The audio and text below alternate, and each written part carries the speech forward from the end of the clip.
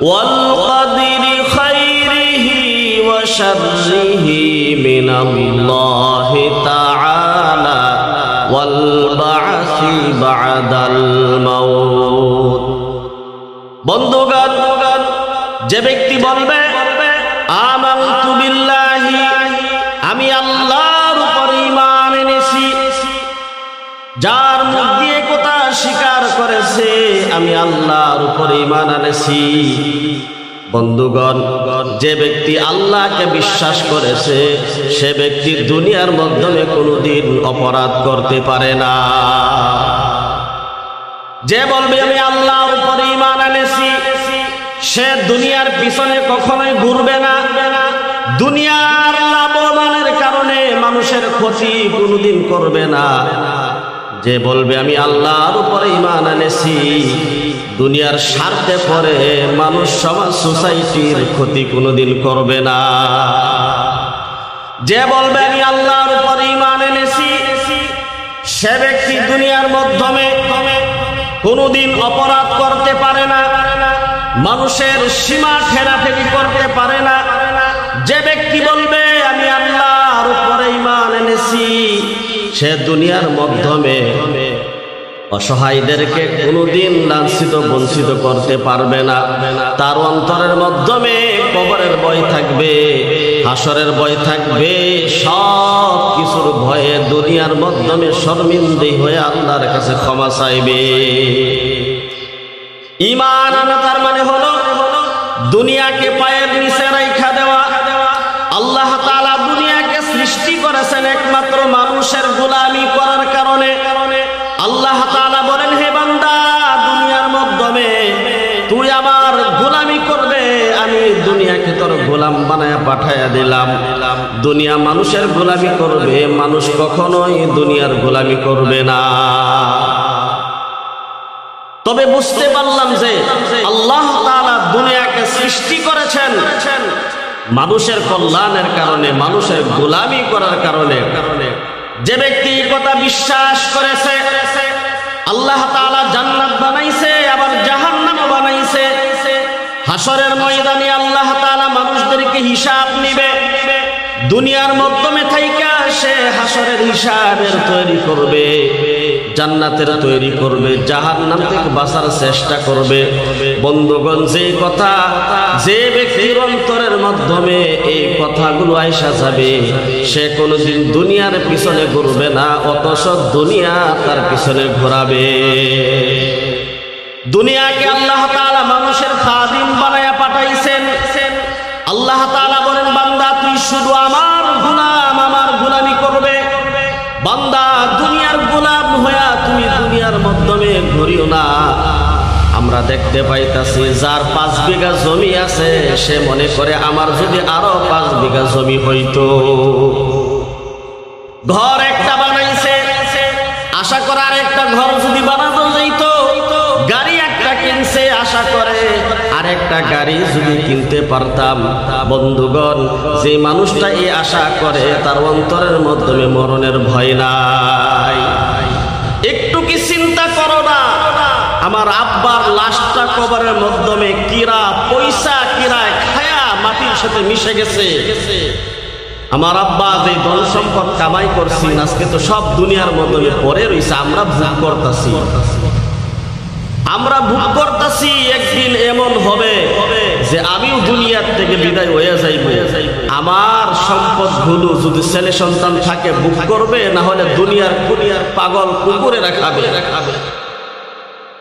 বন্ধুগণ কিয়ামতের দিন আল্লাহ তাআলা জিজ্ঞাসা করবে যে ব্যক্তি দুনিয়ার মাধ্যমে দুনিয়ার পিছনে ঘুরছে দুনিয়ার পাগল হয়ে দুনিয়ার পিছনে ঘুরছে দুনিয়ার মহব্বতে ঘুরছে নামাজ পড়ে নাই রোজা রাখে নাই নামাজের ধার ধারে নাই নামাজের গুরুত্ব তার ভিতরের মাধ্যমে ছিল না ওই ব্যক্তি কিয়ামতের দিন হিসাব দিতে পারবে না হিসাব দিতে পারলে জাহান্নাম তার উপরে অর্ডার হয়ে যাবে বন্ধুগণ দুনিয়ার মহব্বত ছাড়ো আমি দেখছি যত মানুষের অন্তরের মাধ্যমে দুনিয়ার মহব্বত ছিল ওই মানুষগুলো কখনোই আল্লাহকে সিজদা দিতে পারে নাই দুনিয়ার পাগল হইয়া দুনিয়া দুনিয়া দুনিয়া করে করে ঘুরে সময়টা নষ্ট করিও না। আল্লাহ আল্লাহ আল্লাহ করে সময়টা কাটাও, আল্লাহর গোলাম হয়ে যাও, কবরের মাধ্যমে শান্তি পাইবারে বন্ধুগণ। আল্লাহর পাগল হও, আল্লাহকে মহব্বত করো, আল্লাহর জন্য দিওয়ানা হয়ে যাও। কিয়ামতের দিন একমাত্র আল্লাহ তাআলাই আছে যে বান্দাকে নাজাত দেওয়ার কারণে কবরে শান্তি দেওয়ার মালিক হলেন আল্লাহ। হাসরের হিসাব নিশাব শেষ করার পর জান্নাতে প্রবেশ করার মালিক হলে আল্লাহ। যে আল্লাহ বান্দার জন্য জান্নাত বানাইছে, ওই বান্দা যদি আল্লাহর আশিক না হয় বান্দা জান্নাত পাবে না। আল্লাহর আশিক হওয়া লাগবে, আল্লাহর গোলামি রীতিমতো তরতিব মতন করা লাগবে, হারাম কাজ থেকে বিরত থাকা লাগবে, অন্যায় কাজ থেকে বিরত থাকা লাগবে। মানুষের কোনোদিন অন্যায় করা যাবে না, দুনিয়ার স্বার্থে দুনিয়ার মহব্বতে মানুষের ক্ষতি করা যাবে না, সমাজের মাধ্যমে বদনামি হওয়া যাবে না। মানুষ যাতে দুনিয়ার থেকে বিদায় হওয়ার পর যাতে মানুষে কয় একটা ভালো মানুষ ছিল, দুনিয়ার থেকে বিদায় হয়ে গেছেন। কবি কত সুন্দর করে বললেন, যেদিন তুমি এসেছিলে ভবে কেঁদেছিল সবই, যেদিন তুমি এসেছিলে ভবে কেঁদেছিলে তুমি, হেসেছিল সবই। এমন জীবন করিও গঠন, মরণে হাসিবা তুমি, কাঁদিবে ভুবন। জাগা জি লাগানে কে লিয়ে এ দুনিয়া नहीं है, जगा जी लगाने के लिए ये दुनिया नहीं है, ये इबरत की जा है तमाशा नहीं है। বন্ধুগণ, মরার কথা চিন্তা করেন। এই দুনিয়ার ধন সম্পদ দিয়ে কি করবেন? দুনিয়ার পচা রাজনীতিকে ভুলেন। মসজিদ মাদ্রাসা অনুষ্ঠানের ভিতরে পচা রাজনীতি ঢোকায়েন না, ব্রেন পাগল হয়ে যাবে। কত মানুষ কত লিডারকে দেখলাম, কুত্তায়ও এখন জায়গায় না, দাম দেয় না। কোরআনওয়ালা হয়ে যান, যার অন্তরের মাধ্যমে কোরআন আছে, যার জিন্দেগির মাধ্যমে কোরআনের সম্পর্ক আছে, সেই ব্যক্তিকে আল্লাহ তাআলা দুনিয়ার মাধ্যমে উঁচু রেখেছেন, সম্মানিত রেখেছেন। দুনিয়া আখিরাত দুনো জায়গার মাধ্যমে আল্লাহ তাআলা তাকে সম্মানী ব্যক্তি বানায়া রাখবেন। কোরআনের উপরে কিচ্ছু থাকতে পারে না। যেই জায়গার মাধ্যমে কোরআন আছে, যার সম্পর্ক কোরআনের সাথে আছে, তার উপরে কেউ হতে পারে না। যদিও মানুষটা দুনিয়ার মাধ্যমে পয়সা টাকা পয়সার দিক দিয়ে অনেক কম হয়, কিন্তু আল্লাহ তাআলা বলেন, বান্দা তোকে আমি পয়সা দেই নাই, ধন সম্পদ দেই নাই, কোরআন দিয়া তোকে আমি অনেক বড় সম্পদওয়ালা বানায়া দিছি। তোকে আমি এমন একটা জিনিস দিয়েছি এবং দান সম্পদের মালিক তোকে বানাইছি, যে কোরআনের একটা হরফ যদি 70,000 বার বিক্রি করা যায়, 70,000 বার যদি দুনিয়াটাকে বিক্রি করা যায়, কোরআনের একটা আলিফ কেনার ক্ষমতা কোনো মানুষের ভিতরে নাই। আমি আল্লাহ তাআলা তোকে কোরআন দিয়েছি, কত বড় ক্ষমতা, কত বড় সম্পদের মালিক বানিয়ে দিছি। আরে আজকে মানুষে আফসোস করে, আমি তো অনেক বড়, আমার অনেক ধন সম্পদ আছে, আমার অনেক মাটি জমি আছে, নিজে কয় লুসা কিনছ, বাপের সম্পদ পায়া দুনিয়ার মাধ্যমে বাহাদুরি দেখাইতেছ, কয় লুসা মাটি তুমি কিনছ দুনিয়ার মধ্যে আয়া। বাপে বেঈমানি করে সম্পদ দুনিয়ার মাধ্যমে রাইখা গেছে, জীবনে ভোগ করতেছে। আল্লাহ তাআলা ফেরেশতারে কইতাছে, যেই বেঈমানি ধান্দা করে, মাটি বাড়ি গাড়ি সব কিছু জমায়া সন্তানের কারণে রাইখাইছস, ওই সন্তান সম্পদের উপরে খেলাধুলা, সম্পদের উপরে আরাম করতেছে, দুনিয়ার মাধ্যমে পরে আমাকে ভুলে গেছে। ফেরেশতারা ওর কবরের মাধ্যমে আযাব আরো দ্বিগুণ করিয়া দাও। এই সম্পদ দিয়া কি করবেন? কি কাজে লাগবে আমাদের সম্পদ?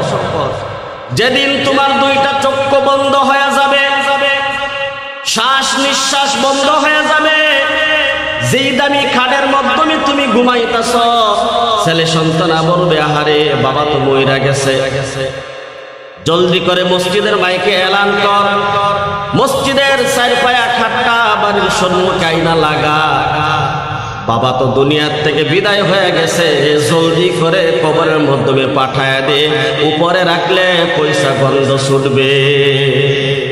যেই দামি খাটটার মাধ্যমে ঘুমাইছ, মুহূর্তের জন্যে সেকেন্ডের মাধ্যমে সন্তানেরা দামি খাটটার থেকে নামায়া ফলের মাধ্যমে শোয়া দিবে। যেই দামি গড়টা বানাইছ, এই গড়টা থেকে মুহূর্তের মাধ্যমে বের করে সন্তানেরা একটা মাটির গর্তের মাধ্যমে ফালাইয়া দিবে। 2 দিন পর তোমার শরীরটাকে কিরা খায়া ফালাইবে। যদি দুনিয়ার মাধ্যমে ভালো কাজ করেছ, কবরের মাধ্যমে শান্তি পাবে, যদি ভালো কাজ করো নাই তাহলে আযাবের কোনো সীমাই নাই। সেই জন্যই তো কবি বলেছেন, যেদিন তুমি এসেছিলে ভবে ভবে, কেঁদেছিলে তুমি, হেসেছিল সবই, এমন জীবন করিও গঠন, মরণে হাসিবা তুমি, কাঁদিবে ভুবন। আমাদের উত্তর পূর্ব ভারতের আমির শরিয়ত হযরত শেখ খায়রুল ইসলাম রাহমাতুল্লাহি আলাইহি দুনিয়ার জমিন থেকে বিদায় হয়ে গেলেন। সারা আসামের কোনা কোনার মাধ্যমে যখন খবর পৌঁছা গেছে, মানুষ আহারে কাঁদতে, কত দুঃখে মানুষে কাঁদতেছে, নামাজের মাধ্যমে দোয়া করে হযরতের জন্য, চোখের পানি ছেড়ে ছেড়ে কাঁদছে, আহারে দুনিয়া থেকে একজন বড় মানুষ বিদায় হয়ে গেছে। ওই সময় লকডাউন ছিল, কিন্তু কোনো মানুষকে জানাজা নামাজে হাজিরা দেওয়া মানুষকে ঠেকাতে পারে নাই, কোনো বাধাই ঠেকাইতে পারে নাই। মানুষ পাগল হয়ে গেছে। এখনো পর্যন্ত ভালো মানুষের জুবানের মাধ্যমে প্রত্যেক দিন হুজুরের জন্য দোয়া হয়, মসজিদ মাদ্রাসার মাধ্যমে শেখরা কান্দে, আহারে আমাদের হযরত দুনিয়ার থেকে বিদায় হয়ে গেছে। এমন একজন ভালো মানুষ হয়ে যাও, কাজে লাগবে। বেঈমান হইয়া, দালাল হইয়া, চোর হইয়া, বদমাশ হইয়া বিদায় হয় না। কিয়ামত পর্যন্ত মানুষে তোমার নামটা নিবে, তবে ভালোভাবে নামটা নিবে না। আল্লাহ তাআলা আমাদের সকলকে ভালো মানুষ হওয়ার জন্য তৌফিক দান করুন। আল্লাহুম্মা আমিন।